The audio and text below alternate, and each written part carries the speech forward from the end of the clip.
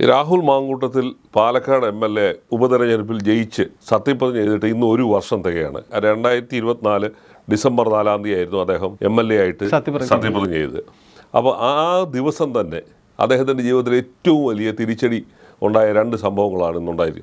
ഒന്ന്, ഒരു പീഡന കേസിൽ പ്രതിയായി അതിൻ്റെ ജാമ്യാപേക്ഷ ഇന്ന് കോടതി തള്ളി, മുൻകൂർ ജാമ്യാപേക്ഷ തള്ളി. അതിനോടൊപ്പം തന്നെ കോൺഗ്രസിൻ്റെ വിദ്യാർത്ഥി നേതാവായിട്ട് വന്ന MLA വരെ ആയ ഒരാളെ ഇന്ന് പാർട്ടി പുറത്താക്കുകയും ചെയ്തു. കാരണം ഒരു തരത്തിലും പാർട്ടിക്ക് സഹിക്കാൻ പറ്റാത്ത കടുത്ത അപരാധങ്ങളിൽ ചെന്ന് പെട്ടതിൻ്റെ ദുരന്തം കൂടിയാണ് ഇന്ന് സംഭവിച്ചത്. കേരള രാഷ്ട്രീയത്തിൽ ഒരുപക്ഷെ ഇങ്ങനെ ആർക്കും ഒരു രാഷ്ട്രീയ പാർട്ടിയിലെ നേതാവിന് ഇതുപോലുള്ള ഉയർച്ചയും താഴ്ചയും സംഭവിച്ചിട്ടില്ല.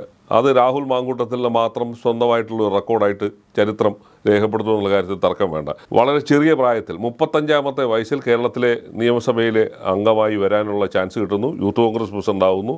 കോൺഗ്രസിനകത്ത് വലിയ സ്വീകാര്യത ഒക്കെ ലഭിച്ച ഒരു വ്യക്തി ഒരു വർഷം കൊണ്ട് തന്നെ അത് കളഞ്ഞു കുളിച്ചു, നശിപ്പിച്ചു.